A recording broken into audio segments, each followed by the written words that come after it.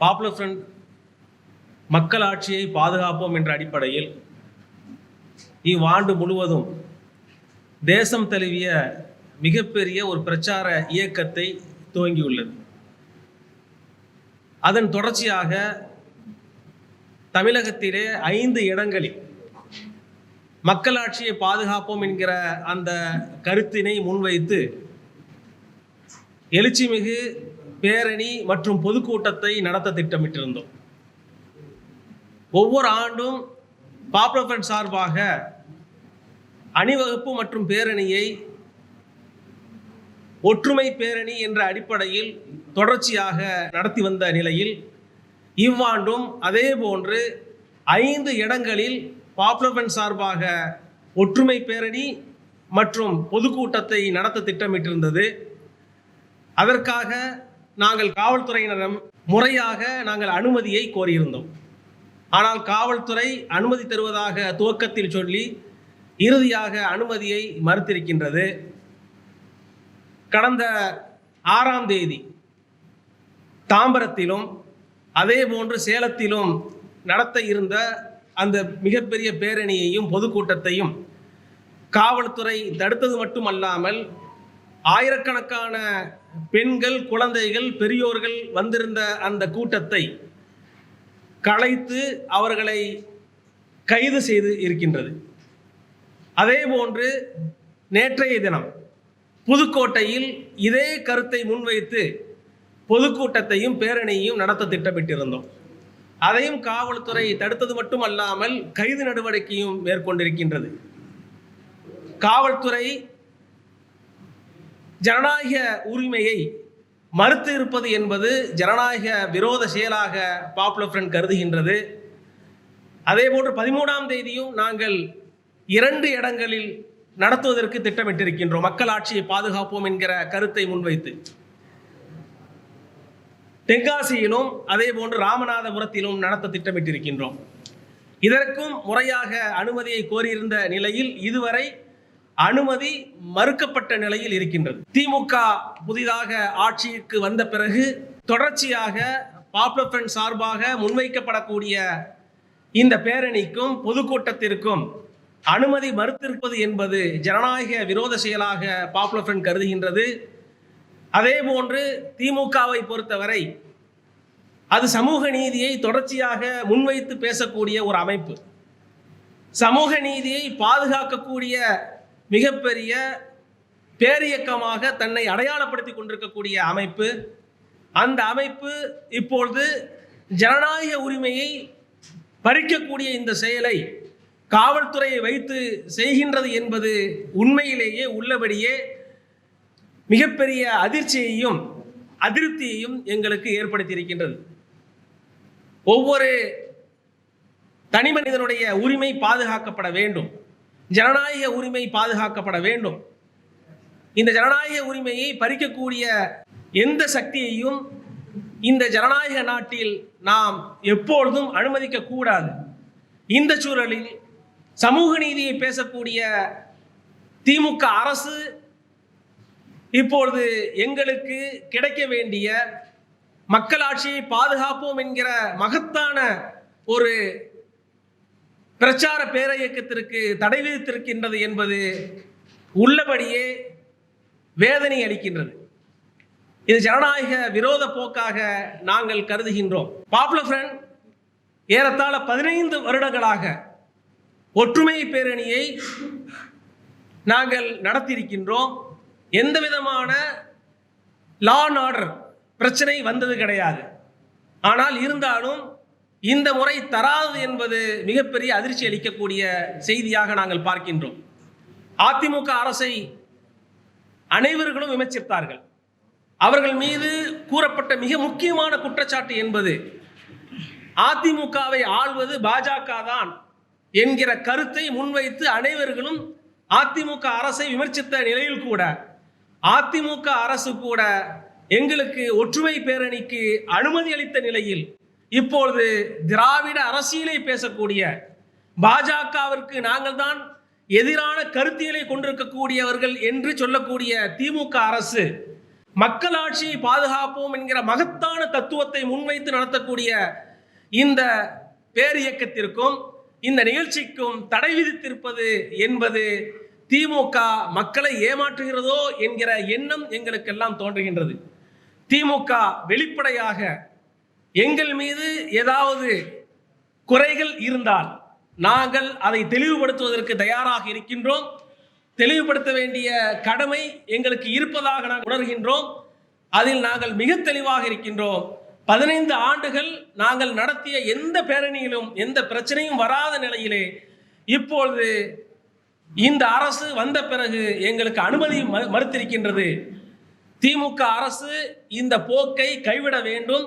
வரக்கூடிய 13ஆம் தேதி நடக்கக்கூடிய அந்த பேரணிக்கும் பொதுக்கூட்டத்திற்கும் எங்களுக்கு அனுமதி வழங்க வேண்டும். ஜனநாயக உரிமையை பாதுகாப்பதற்காக நாங்கள் களத்தில் இருந்து தொடர்ச்சியாக போராடுகின்றோம்.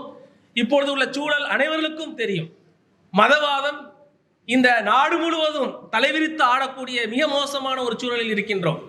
இன்று ஒவ்வொரு மாநிலத்துடைய உரிமைகள் தொடர்ச்சியாக பறிக்கப்பட்டு வருகின்றது. அனைத்து மாநில உரிமைகளும் பறிக்கப்பட்ட நிலையில், தனி மனிதனுடைய உரிமைகள் பறிக்கப்பட்ட நிலையில் ஜனநாயகத்தையும் மக்களாட்சியும் பாதுகாக்க வேண்டிய பொறுப்பும் கடமையும் ஒவ்வொரு குடிமகனுக்கும் இருக்கின்றது. அந்த குடிமகனுடைய அந்த உணர்வோடு நாங்கள் மக்களாட்சியை பாதுகாப்போம் என்கிற மகத்தான தத்துவத்தை முன்வைத்து இந்த நிகழ்ச்சியை நடத்தி கொண்டிருக்கின்றோம்.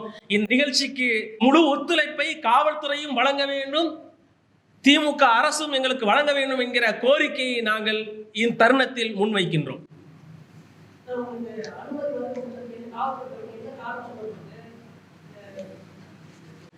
அது அனுமதி மறுக்க வேண்டும் என்பதற்காக கூறப்பட்ட காரணங்கள், அதில் எதுவுமே உண்மை இருப்பதாக நமக்கு தெரியவில்லை. அவர்கள் சொல்லக்கூடிய காரணம் கொரோனா காலமாக இருக்கின்றது என்று சொல்கின்றார்கள். இதே கொரோனா காலத்தில் பல்வேறு நிகழ்ச்சிகள் நடத்தப்பட்டிருக்கின்றது, உள்ளாட்சி தேர்தல் நடத்தப்பட்டிருக்கின்றது, ஊர்வலங்களாக மக்கள் போயிருக்கின்றார்கள். அதே போன்று சட்டம் ஒழுங்கு சீர்கெடும் என்கிற வார்த்தையை பயன்படுத்தியிருக்கின்றார்கள். இதுவரைக்கும் பல்வேறு நிகழ்ச்சிகள் எல்லா பகுதிகளும் நாங்களும் நடத்தியிருக்கின்றோம், பல்வேறு அமைப்புகள் நடத்தியிருக்கின்றது. சட்ட ஒழுங்கை பாதுகாக்க வேண்டிய பொறுப்பு காவல்துறைக்கு இருக்கின்றதே தவிர நீங்கள் நடத்தவே கூடாது, சட்ட ஒழுங்கு பாதிக்கப்படும் என்கிற எண்ணம் எங்களுக்கு இருப்பதால் நீங்கள் நடத்தவே கூடாது என்கிற அந்த கருத்து என்பது சரியானதாக இல்லை. திமுகவை பொறுத்த வரைக்கும் ஒரு மாற்று அரசாக இப்பொழுது செயல்படும் என்கிற நம்பிக்கை அனைவருக்குமே இருந்தது. கடந்த 10 ஆண்டுகளாக அதிமுக அரசு செயல்பட்ட விதமும் அவர்கள் ஒட்டுமொத்தமாக தங்களுடைய முழு அதிகாரத்தையும் மத்திய அரசிடம் அவங்க அடகு வைத்ததையும் எல்லாரும் அறியும்.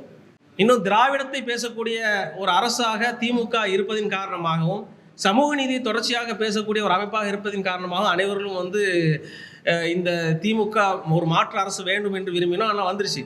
வந்த பிறகு இவர்கள் ஒரு மாற்று அரசாக செயல்படுகின்றார்கள் என்றால் அப்படி மாற்று அரசாக செயல்படாமல் கடந்த காலங்களில் எவ்வாறு காவல்துறை சொன்னதை, அதே போல மத்திய அரசு சொன்னதை எவ்வாறு அதிமுக அரசு செயல்படுத்தியதோ அதே போன்று இப்போ உளவுத்துறை சொல்லக்கூடிய செய்திகளை வைத்துக்கொண்டு இந்த மாநில அரசு திமுக அரசு செயல்படுகின்றதை நம்மால் காண முடிகின்றது.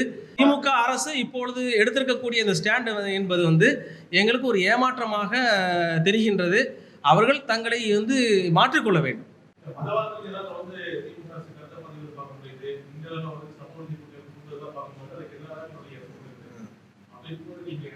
திமுகவை பொறுத்த வரைக்கும் இந்த முறை எங்களுக்கு அனுமதி மறுத்ததை இது ஒரு ஜனநாயக விரோத போக்காக கண்டு இதற்கு எதிராகத்தான் அவர்களை நாங்கள் குற்றப்படுத்துகின்றோம். ஒட்டுமொத்தமாக திமுகவே சரியில்லை என்று எங்கேயும் நாங்கள் பேசுனதும் கிடையாது. திமுக எப்பொழுதெல்லாம் நல்ல விஷயங்களை முன்னெடுத்திருக்கின்றதோ துவக்கத்திலே நாங்கள் இணைஞ்சிருக்கிறோம். அறிக்கைகள் மூலமாக நாங்கள் வாழ்த்தினை தெரிவித்திருக்கின்றோம். திமுகவை எதிர்க்கக்கூடிய பத்திரிகையாளர் சந்திப்பு இது கிடையாது. இது முற்றிலுமாக எங்களுக்கு வழங்க வேண்டிய ஜனநாயக உரிமையை மறுத்திருக்கின்றது. அது திமுக தன்னை மாற்றிக்கொள்ள வேண்டும் என்கிற அடிப்படையில் ஒரு கோரிக்கையாகவும் கண்டனமாகவும் முன்வைக்கக்கூடிய ஒரு பத்திரிகையாளர் சந்திப்பை தவிர ஒட்டுமொத்தமாக திமுகவை விமர்சிக்கக்கூடிய ஒரு பத்திரிகையாளர் சந்திப்பு கிடையாது.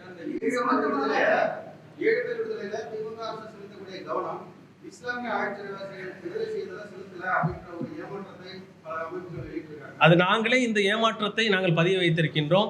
7 தமிழர்களுடைய விஷயத்தில் எடுத்திருக்கக்கூடிய இதே நிலைப்பாட்டை முஸ்லீம் சிறைவாசிகளுடைய விஷயத்தில் திமுக எடுக்கவில்லை, முன்னெடுக்கவில்லை என்பதை நாங்கள் அவர்கள் மீது குற்றச்சாட்டை முன்வைத்திருக்கின்றோம்.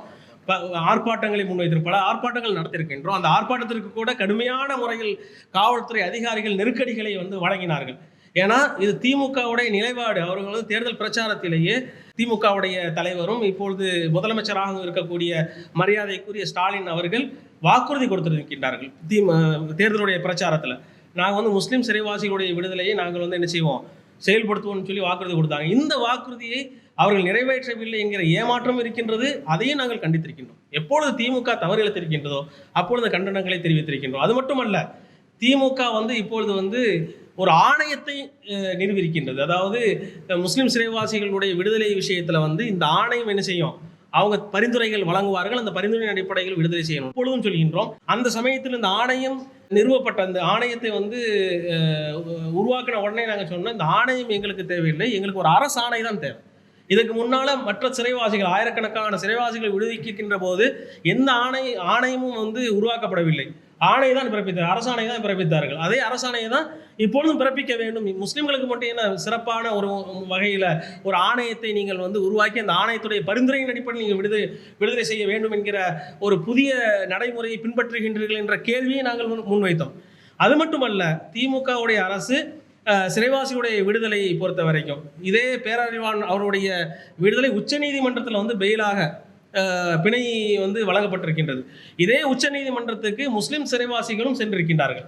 வழக்கு நிலுவையில் இருக்கக்கூடிய காரணத்தினால் எங்களுக்கு பிணை வழங்க வேண்டும், இந்த வழக்குடைய காலம் முடியும் வரைக்குமாவது எங்களுக்கு பிணை வேணும்னு சொல்லி கேட்டாங்க. ஆனால் பேரறிவாளனுடைய விஷயத்தில் கவனம் செலுத்தி எந்த விதமான எதிர்ப்பும் தமிழக அரசால் முன்வைக்கப்படாத நிலையில் முஸ்லீமுடைய சிறைவாசியுடைய விஷயத்தில் பிணை வழங்க வேண்டும் என்ற அந்த கோரிக்கை உச்சநீதிமன்றத்துக்கு வருகின்ற போது, அந்த வழக்கு வருகின்ற போது திமுக அரசு, அதாவது தமிழக அரசு எதிர்ப்பு தெரிவித்திருக்கின்றது. இவர்களை வெளியே விட்டால் சட்ட ஒழுங்கு மிகப்பெரிய பாதிப்புக்குள்ளாகும் தமிழகத்தில். அது மட்டுமல்ல, அவர்கள் இன்னும் பழைய சித்தாந்தத்திலே இருக்கின்றார்கள். 30 வருஷத்துக்கு முன்னால் கைது செய்யப்பட போகும்போது இருந்த அதே சித்தாந்தத்தில் இருக்கின்றார்கள்.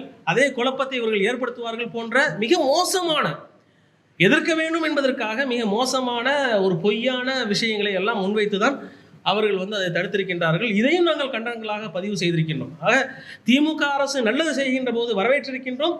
அதே போன்று அவர்கள் தவறு இழைக்கின்ற போது அதை நாங்கள் தட்டி கேட்கின்றோம். அதில் எந்த விதமான தயவு தாட்சியையும் பார்க்காமல் நாங்கள் செய்கின்றோம். 2.5 மணி நேரத்துக்குள்ள ஒட்டுமொத்த நிகழ்ச்சியை நாங்கள் அப்படிதான் திட்டமிட்டு இருக்கிறோம்.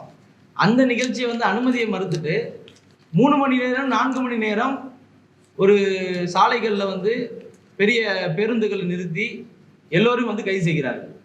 சாதாரணமாக கடந்து போக வேண்டிய ஒரு நிகழ்ச்சியை தேவையற்ற ஒரு பதற்றத்துக்கும் தேவையற்ற நெருக்கடிகளையும் காவல்துறையை உருவாக்குகிறது.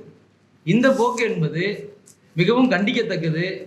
சாதாரணமான நிகழ்ச்சிக்கு அனுமதி கொடுத்து சில விரல்விட்டு எண்ணக்கூடிய காவல்துறை அதிகாரிகளை பணியில் அமர்த்தி பாதுகாப்பு கொடுத்து முடிக்க வேண்டிய ஒரு நிகழ்ச்சியை நூற்றுக்கணக்கான காவலர்களை அங்கே இடம்பெற செய்து கைது பண்ணக்கூடிய ஒரு ஜனநாயகத்துக்கு ஒரு நெருக்கடியான ஒரு நிலையை காவல்துறை உருவாக்குகிறது என்பதையும் இந்த தருணத்தில் நாங்கள் பதிவு செய்கிறோம்.